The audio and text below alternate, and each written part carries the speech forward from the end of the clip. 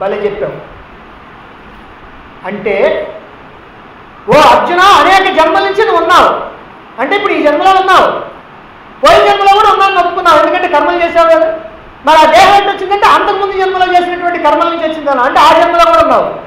దాన్ని బట్టి అంతకుముందు జన్మలో కూడా ఉన్నావు, అంటే నువ్వు అన్ని జన్మల్లో ఉన్నావు, నువ్వు మాత్రం ఉన్నావు. కానీ దేహం మాత్రం లేదు, అది పోయింది, ఇంకోటి వచ్చింది, అది పోయింది, ఇంకోటి వచ్చింది, అది పోయింది, ఇంకోటి వచ్చింది, ఇది పోద్ది, మళ్ళీ ఇంకోటి వచ్చింది. అంటే దేహాలయం పోతా ఉన్నాయి, నువ్వు మాత్రం ఉన్నావు. అంటే నువ్వు నిత్యం, ఆ నీవే ఆత్మ. దేహాలేమో అనిత్యం, నీవేమో నిత్యం. నువ్వే కాదయ్యా, ఇక్కడ ఉన్నటువంటి ఈ లోకంలో ఉన్నటువంటి అందరూ కూడా అంతే. దేహాలు మాత్రం పోతా ఉంటాయి, వస్తూ ఉంటాయి, పోతా ఉంటాయి, వస్తూ ఉంటాయి. కానీ వాళ్ళు మాత్రం, ఆ ఆత్మ మాత్రం శాశ్వతం. మరైతే ఇంకెందుకు నీకు ఏడుపు?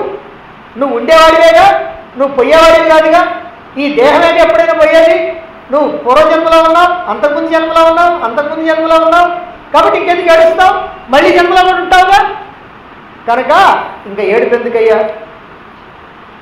జీవుడి యొక్క అసలు తత్వం ఆత్మ అని, ఆత్మ నిత్యమని, ఆత్మ శాశ్వతమని, దేహాలు మాత్రం నశించిపోతాయని తెలియజెప్పినటువంటి భగవానుడు ఇంతవరకు చెప్పి, ఇప్పుడు ఆత్మ నిత్యమే కాదు, ఆత్మ ఏ మార్పులు లేనటువంటిది. ఈ మార్పులు కానీ, మరణం కానీ, ఇవన్నీ కూడా మార్పులు మాత్రమే. ఈ దేహం చెందేటువంటి మార్పు, మరణం కూడా ఈ దేహం చెందేటువంటి మార్పే అనేటువంటి విషయాన్ని తర్వాత శ్లోకంలో చెప్పబోతున్నాడు. మనం రేపు చెప్తాం.